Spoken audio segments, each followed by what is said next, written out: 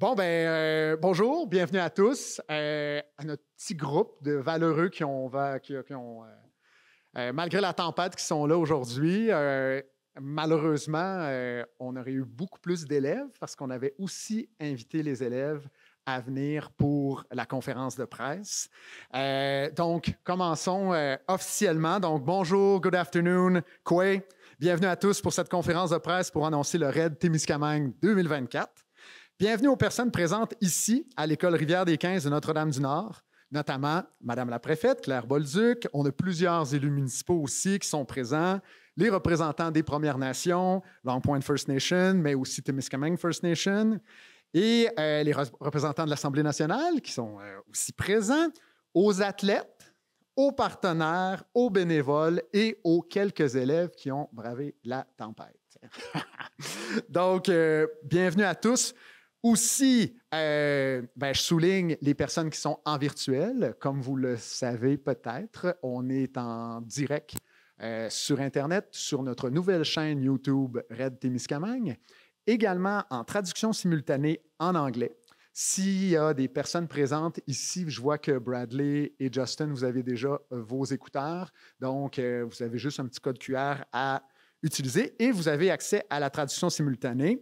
Et bien, sur le web, c'est diffusé aussi en français ou en anglais. Mon nom est Ambroise Lick, je suis le coordonnateur. J'ai l'immense plaisir d'être le coordonnateur du RAID Témiscamingue et encore cette année de me joindre à cette belle aventure. On a des fois tendance à l'oublier, mais ça fait juste 2 mois que Simon, que Lionel couraient justement dans le secteur est du Témiscamingue. Et on a eu une édition incroyable, une édition vraiment qui a dépassé les attentes initiales qu'on s'était données. Et justement, on est en train de préparer l'émission pour l'édition 2023. L'équipe d'Endurance Aventure, ils travaillent très fort. Puis, cette émission-là, elle va faire rayonner le Témiscamingue vraiment comme un lieu exceptionnel d'aventure nature. On est très, très heureux aujourd'hui de pouvoir annoncer l'édition 2024 du RAID et de lancer par le fait même l'inscription pour le volet international. Encore cette année, on va avoir un événement qui va faire la promotion exceptionnelle du Témiscamingue auprès des amateurs d'aventure nature de partout dans le monde, mais aussi un événement ancré sur le territoire qui fera vivre auprès de la jeunesse témiscamienne des aventures de plein air mémorables. Un événement éco-responsable, rassembleur, qui regroupe autant le milieu municipal, les écoles, les organismes de la région, les entreprises et les citoyens du territoire. Encore une fois, un événement qui mettra aussi en valeur notre riche patrimoine et notre culture Anishinaabe. L'édition 2021 du RAID était dans le sud du Témiscamingue. En 2023, on était dans l'est témiscamien. Cette année, on est dans le nord du Témiscamingue et en passant par les municipalités de Rimini, Guérin, Notre-Dame-du-Nord et Saint-Bruno-de-Guigue. Donc, une belle édition qui s'annonce encore pour 2024. Donc, j'inviterai sans plus tarder la préfète de la MRC Témiscamingue, donc Claire Bolduc, à venir vous adresser un mot.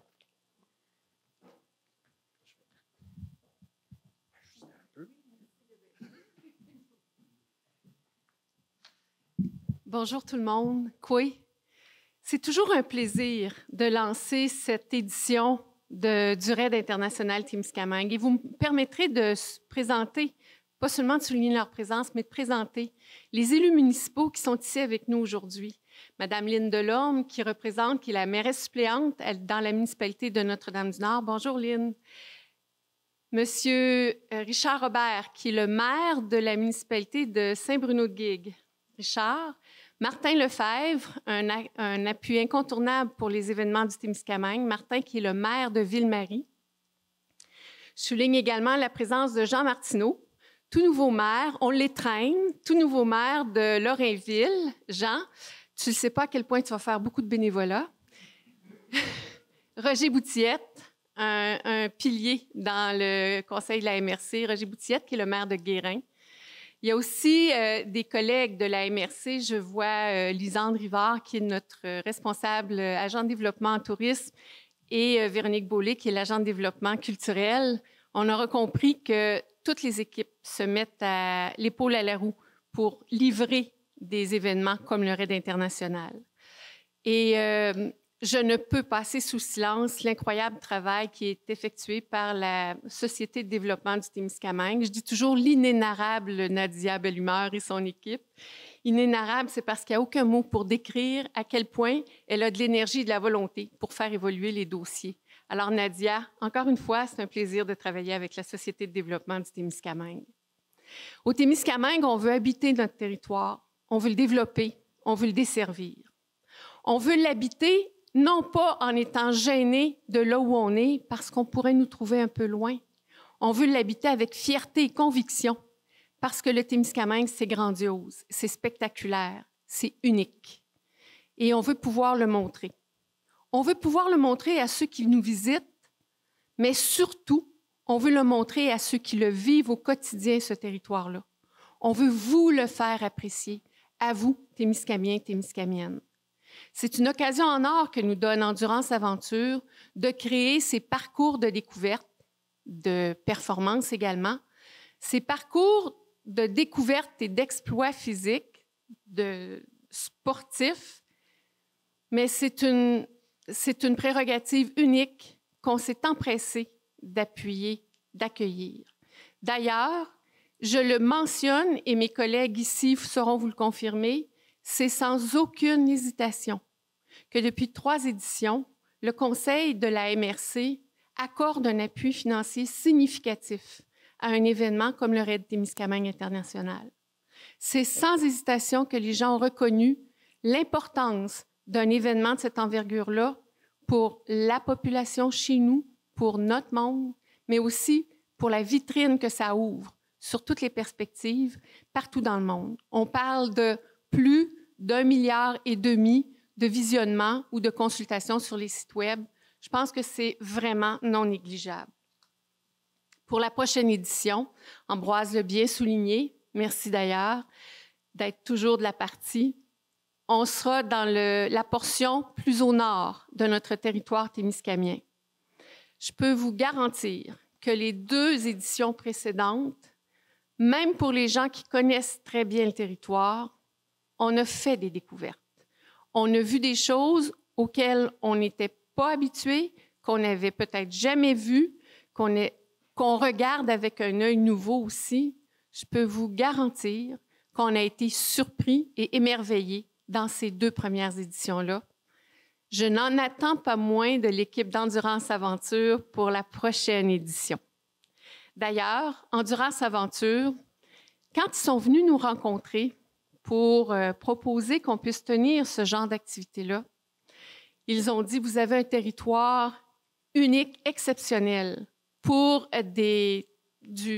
vraiment des performances en nature, des performances physiques et sportives en nature. On espère pouvoir tenir le Raid Témiscamien encore plusieurs années, mais commençons déjà par la version 2024 qui se situera dans une portion magnifique de notre territoire. N'oublions jamais que cette opportunité-là qu'on a, elle se décline pour des athlètes de notre région. Je me permettrai d'avoir eu quelques coups de cœur au fil des 2 dernières éditions pour les Bélanger-Julien, qui sont vraiment notre équipe coup de cœur, pour les Sœurs Gilmore l'année passée. Et moi, mon athlète du jour, c'est Simon Rétif, que j'ai découvert, ça t'amuse, mais que j'ai découvert, c'est des gens qu'on côtoie au quotidien dans nos activités professionnelles. Je n'avais aucune idée à quel point ils pouvaient être performants. Alors, c'est aussi ça, les découvertes que nous propose le Raid Témiscamingue. Dans le contexte, on a une vitrine remarquable pour promouvoir notre territoire, mais la première fenêtre qui s'ouvre, c'est celle de nos cœurs et de notre propre vision, de notre propre miroir sur notre Témiscamingue. Dans ce contexte-là, c'est une opportunité en or et je nous invite tous et toutes à en profiter. Et je vous le redis, messieurs les élus, vous serez sollicités pour du bénévolat comme vous ne l'avez jamais envisagé.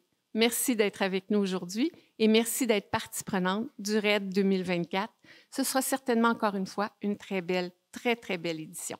Merci tout le monde.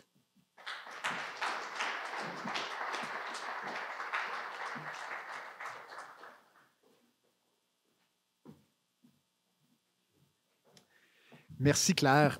On est justement en train de faire tout le repérage avec l'équipe d'Endurance Aventure dans le secteur nord du Témiscamingue. On a eu les rencontres avec chacune des municipalités. Ils nous ont donné tous leurs petits secrets au niveau de leur territoire. Puis je vous garantis qu'on va avoir un raid incroyable. J'invite maintenant à l'avant Nadia Bellumer, directrice générale de la Société de développement du Témiscamingue, donc à nous dire un petit mot par rapport au raid.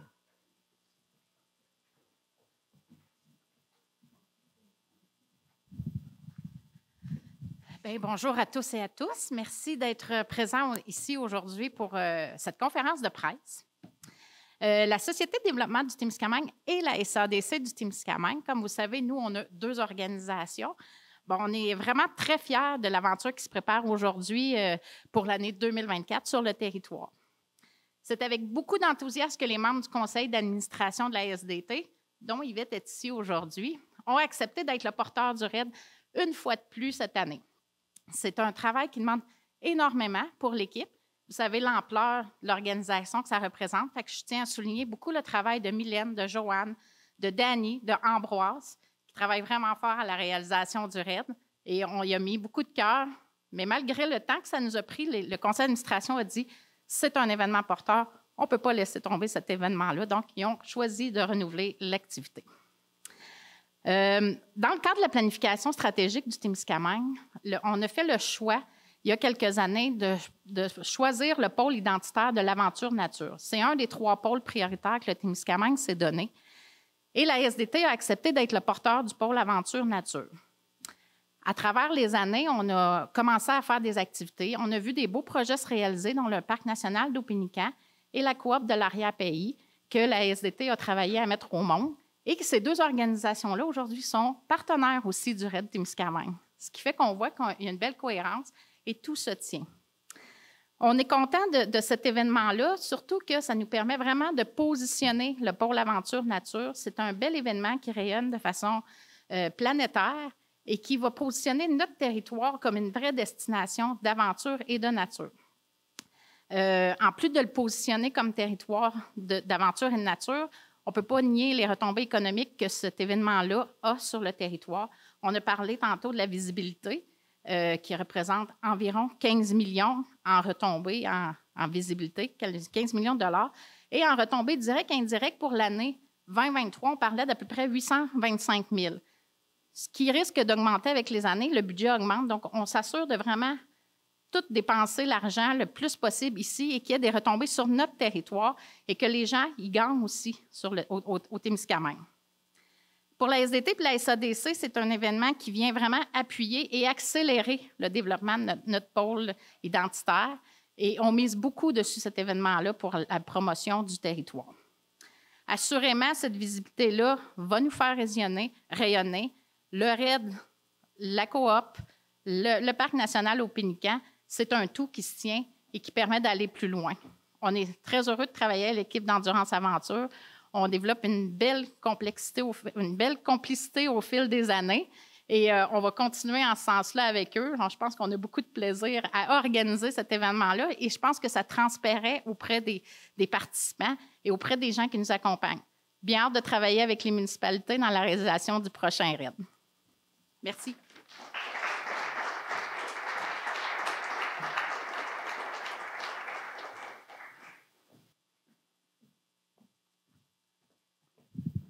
Merci beaucoup, Nadia. Donc, comme on l'a dit, comme Claire l'a mentionné, vraiment, un RAID, ça se fait en équipe. Pour les athlètes, mais aussi pour les organisateurs. Définitivement, il y a beaucoup, beaucoup d'organisations qui joignent l'épaule à la roue. C'est ce qui en fait aussi une belle réussite. Un événement de l'ampleur, justement, du RAID, ça ne peut se faire qu'en équipe. Puis encore, cette année, on est vraiment, vraiment très privilégiés, très chanceux de pouvoir s'allier à Endurance Aventure. Endurance Aventure, c'est une entreprise québécoise qui se spécialise justement dans la gestion et la télédiffusion d'événements sportifs en plein air. C'est une expertise, nous, que nous n'avons pas ici au Témiscamingue et qu'on peut aller chercher avec Endurance Aventure, puis on est très choyés de travailler avec eux. Donc, maintenant, je vais les inviter, donc Jean-Thomas Boily, qui est cofondateur et directeur des opérations chez Endurance Aventure, et Bastien Michaud, associé et directeur de course, à venir sur scène vous dire un petit mot. Après que j'ai pensé.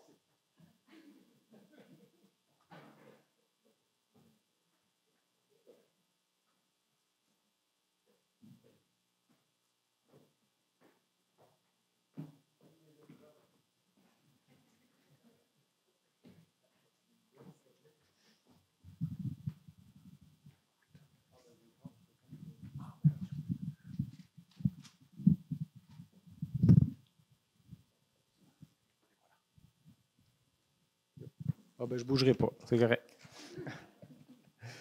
Bonjour tout le monde. Merci beaucoup d'être présent. C'est comme Ambroise le disait, malgré la neige et tout. Merci d'être là. Pour nous, c'est drôle, hein, ça passe tellement vite. Là. Dernièrement, on a eu des rencontres là, avec Ambroise, des municipalités, puis on dit tout le temps le raid l'an passé, mais ça fait 2 mois là, cette semaine. Ça vient juste d'arriver, mais en tout cas, nous autres, ça n'a pas arrêté, puis ça passe vite. Premièrement, je veux remercier la SDT et la MRC de nous faire confiance pour organiser cet événement-là. On se trouve très privilégiés. Comme Nadia disait, on a vraiment une belle complicité. Et dans une affaire qui est très complexe. Non, mais on s'entend très bien, puis c'est une équipe avec qui on a beaucoup de plaisir à travailler. Nous, quand on bâtit un raid, on a toujours 2 objectifs. Premièrement, c'est vraiment de promouvoir les beautés naturelles et le potentiel de tourisme sportif d'une région, du Témiscamingue. Et évidemment, il faut créer un énorme défi pour les participants pour que ça soit intéressant pour les athlètes.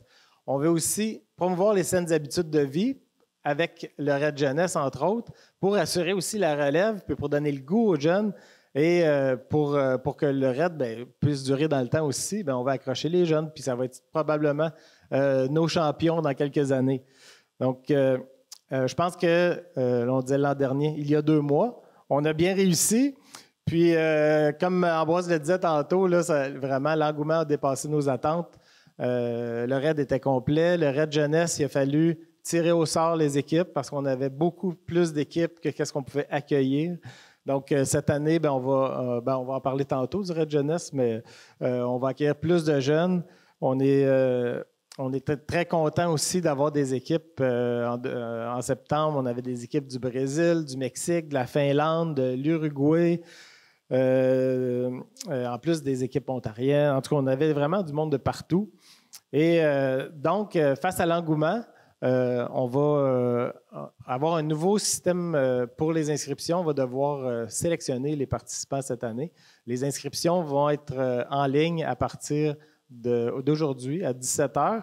Par contre, ça va être un système de sélection. Donc, les gens vont pouvoir soumettre leur candidature et le 15 janvier prochain, on va annoncer aux candidats qui va avoir été retenu pour le RAID. Donc, c'est la petite twist pour cette année qui va être un petit peu différente. Donc, mais quand même, là, à partir d'aujourd'hui, les gens vont pouvoir donner leur nom en passant par le site Web. Mais si on parle du RAID, bien évidemment, là, nous autres, on est là pour le côté logistique de la patente.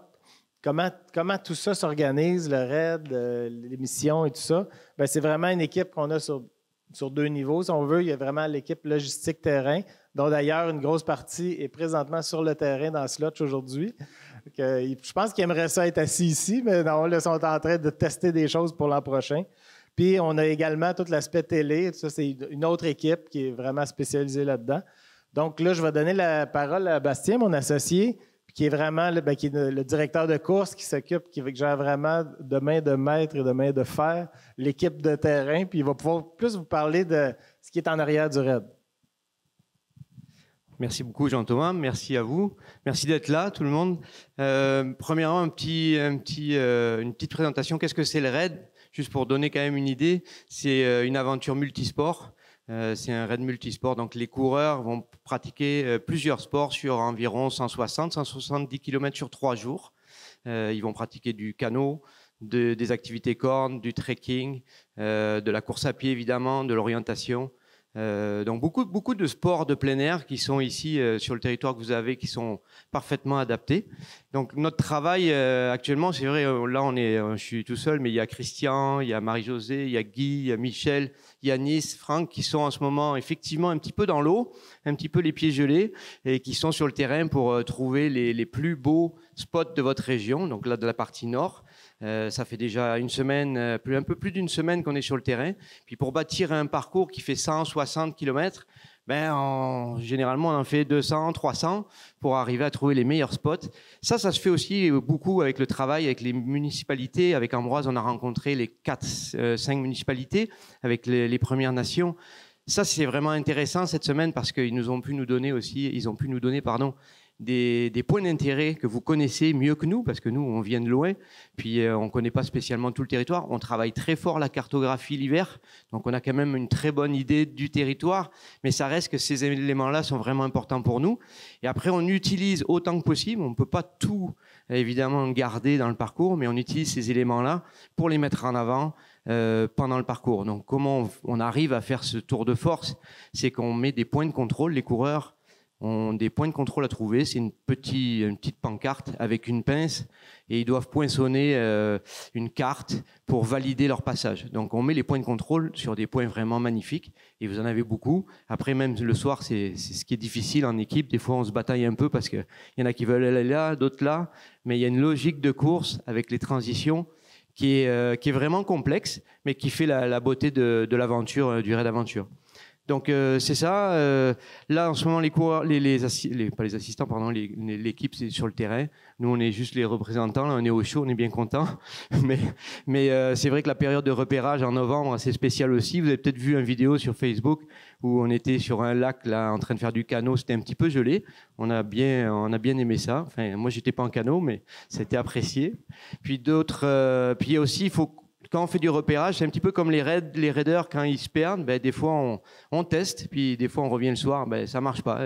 Hier, il y a encore 2 équipiers, Yanis et Franck, qui ont passé 3 heures dans une zone marécageuse. Ils ont eu du mal à sortir. On sait que ça passe pas maintenant, donc on passe ailleurs. Donc, c'est un gros travail d'équipe, mais on prend plaisir à faire ça. Puis l'idée, vraiment, c'est de garder les meilleurs spots de la région pour qu'après, les coureurs puissent apprécier au maximum le parcours. Puis aussi, grâce à la captation, Jean-Thomas en parlera peut-être tout à l'heure, mais qu'on puisse mettre en avant tout votre magnifique territoire. Voilà, s'il y a des questions, après on pourra. Je laisse le micro à Jean-Thomas pour la partie vidéo. Oui, je reprends la parole parce qu'il y a notre ami associé Daniel Poirier qui est en charge de la télé, mais il ne pouvait pas être présent avec nous. Il y a des petits soucis familiaux. Donc, on parle aussi, c'est ça, le RAID, une grande partie, c'est l'émission de télé, la vidéo qui accompagne tout ça. Comment ça se fait tout ça? C'est qu'on a une équipe de caméramans qui est sur le terrain. Ils vont venir, eux autres aussi, ils vont venir plusieurs jours avant le RAID pour repérer, aller chercher les coins où est-ce que ça peut être le plus intéressant pour voir les athlètes. Donc, des caméramans qui n'ont pas peur de se mouiller, d'aller attendre longtemps, vraiment spécialisés dans le plein air. Et on a un réalisateur aussi dans l'équipe qui a beaucoup d'expérience et qui nous donne un bon coup de main, Marc Plante, qui a je pense, 35 ans d'expérience, 40 ans. Il a fait la plupart des Jeux olympiques comme en tant que producteur. Donc, vraiment, on a une équipe derrière là, qui est vraiment chevronnée. Et on est supporté on travaille avec un distributeur international qui nous permet d'aller chercher justement une diffusion qui est des fois qui nous fait presque trembler quand on pense à ça. 1,4 milliard d'auditoires et plus de 150, 160 pays. Donc, l'émission est vraiment vue partout. Les images sont distribuées partout. Puis, justement, comme on dit, une image vaut 1000 mots. Fait que ça nous fait plaisir de vous présenter la bande-annonce de 2024. Alors, merci à tous et on se voit l'an prochain.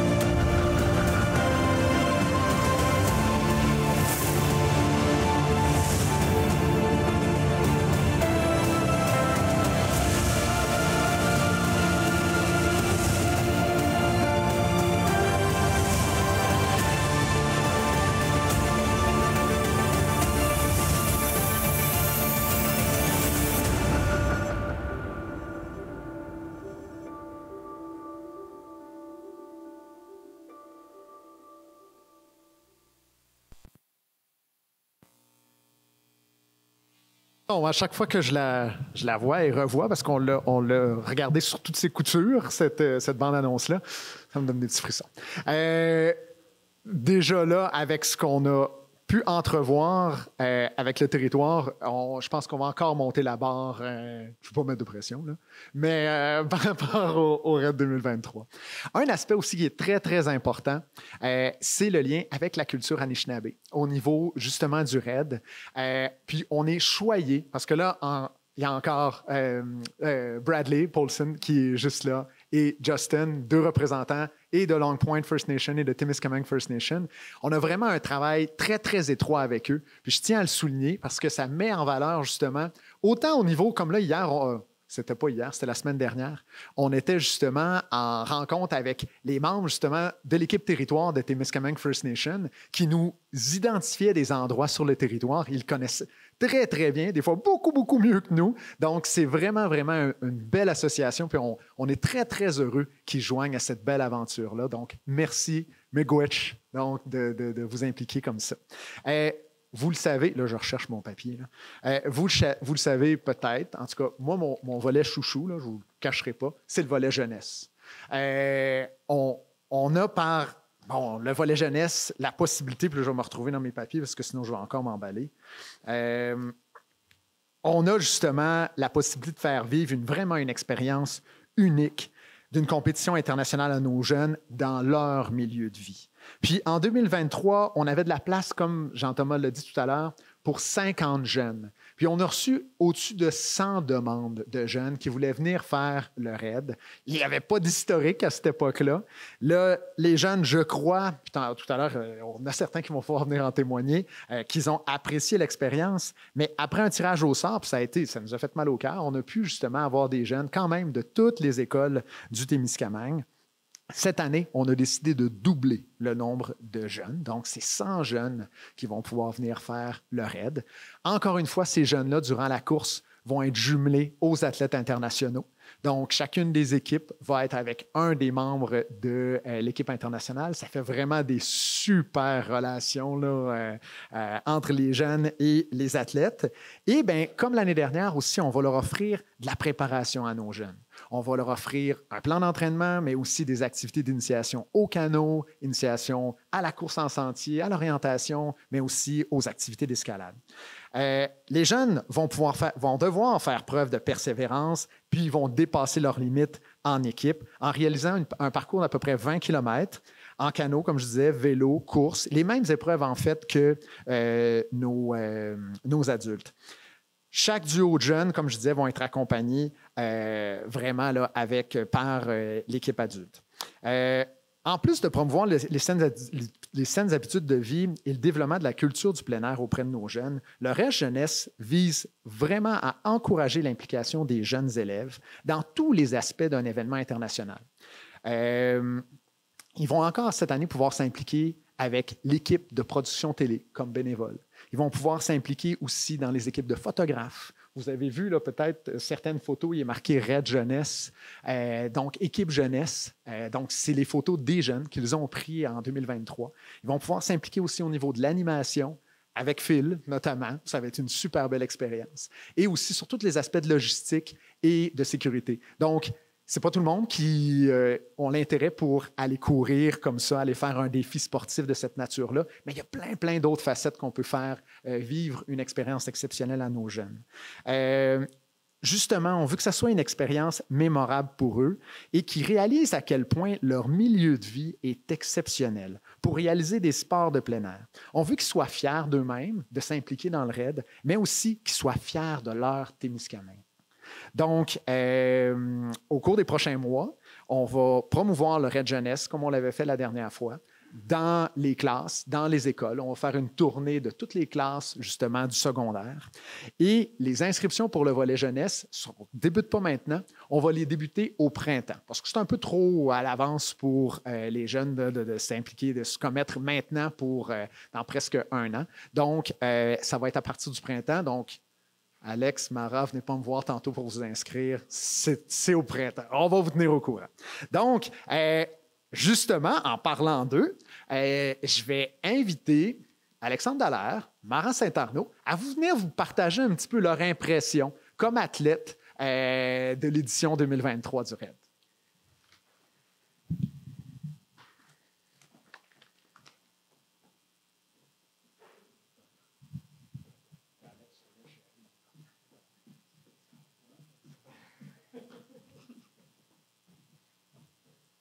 Le raid, c'est vraiment une aventure à vivre une fois au moins dans sa vie. Pour vrai, c'est une des meilleures activités sportives que j'ai faites de toute ma vie. Puis l'entraînement, c'était super intéressant. On a appris des choses qu'on ne savait pas, comme du canot. On a fait beaucoup de vélo, de la course. Puis ça m'a permis de me tenir en forme pendant l'été. Puis...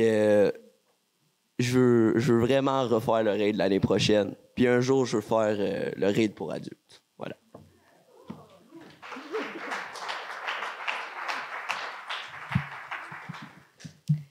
Moi aussi, j'ai vraiment aimé le raid parce qu'on pouvait changer de sport là, pendant le raid parce que juste faire de la course pendant 1 heure, ça me tente pas. Puis juste faire du vélo pendant 3 heures, ça me tente pas. Mais tout le temps changer pour essayer d'aller chercher des points, c'est comme un genre de chasse au trésor. Fait qu'à chaque fois, c'était comme tout le temps un petit peu plus excitant là, d'aller trouver de quoi ou de faire la tyrolienne ou de... Fait que moi aussi, je vais me réinscrire cette année, je pense, ben si j'ai l'âge.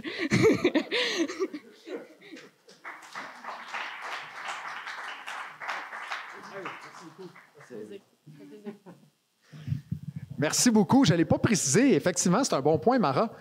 Pour s'inscrire, en fait, il faut habiter au Témiscamingue. Malheureusement, cette année, on ne pourra pas prendre de jeunes de l'extérieur de la région parce qu'on veut vraiment favoriser nos jeunes d'ici.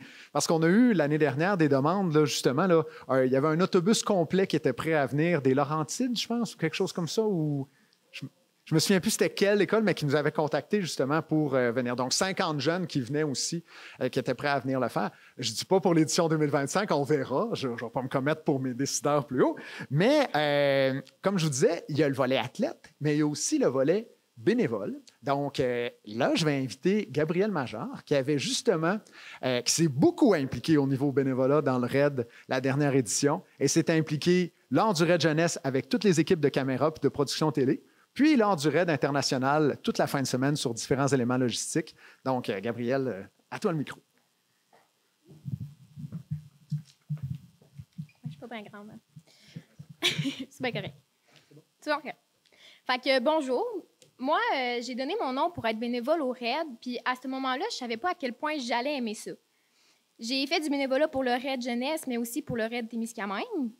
Puis en donnant mon nom, je ne savais pas ce que j'allais faire comme bénévole. Puis finalement, j'ai accompagné les caméramans pendant toute la journée du RAID Jeunesse.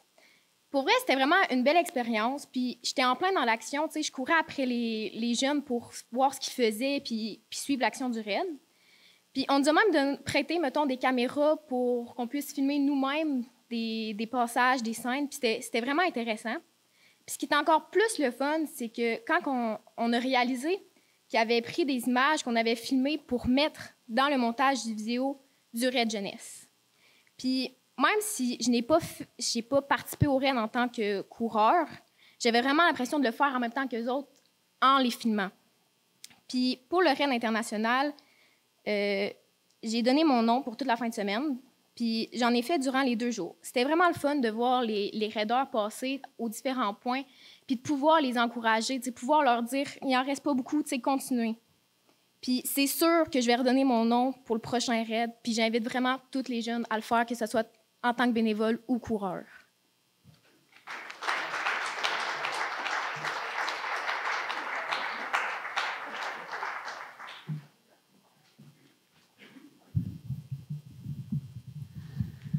Super! Donc, comme on voit, on a eu la chance d'avoir plein de jeunes qui se sont impliqués.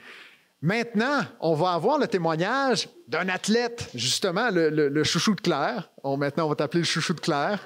Simon, je vais te demander de venir. Je ne sais pas si vous veniez tous les deux, là, Simon et Lionel, ou parce qu'on a l'équipe au complet. Juste Simon. Bon, c'est parfait. Donc, Simon va venir nous parler un petit peu là, de son expérience au niveau du RAID international. Qui, en passant, ça a été l'équipe Témiscamingue qui a fini la première. Donc, voilà.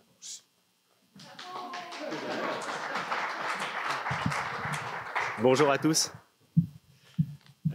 C'est ça, moi avec Lionel, justement, on a participé au RAID pour la première fois donc en 2023, il y a 2 mois. Puis quand on voyait les images, c'est ça, nos jambes elles s'en souviennent encore, on va dire.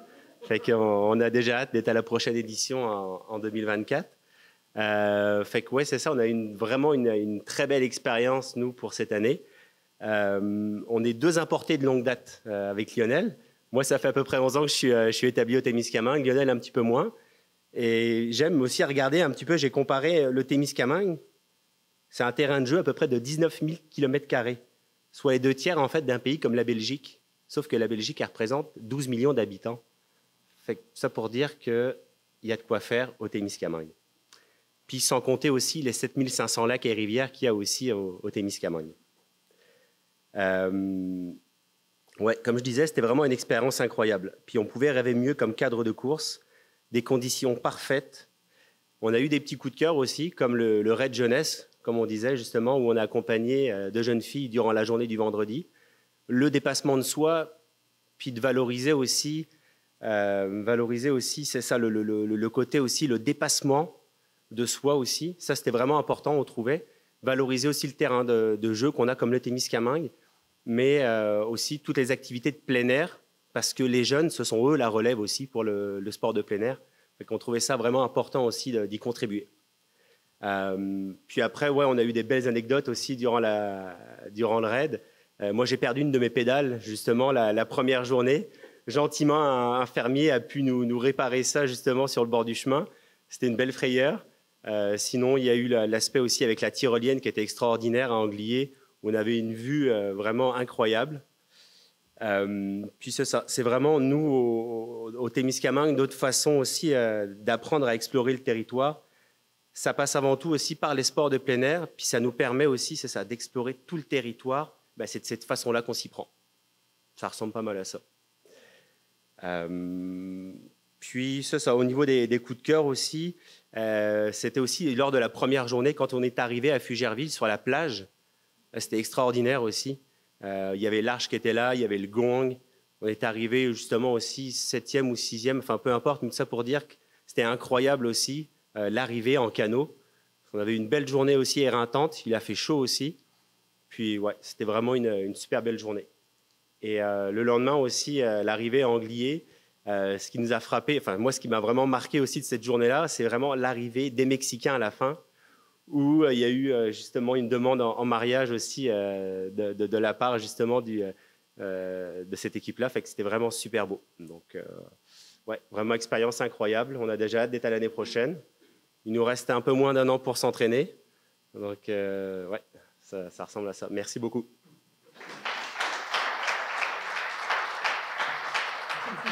Merci.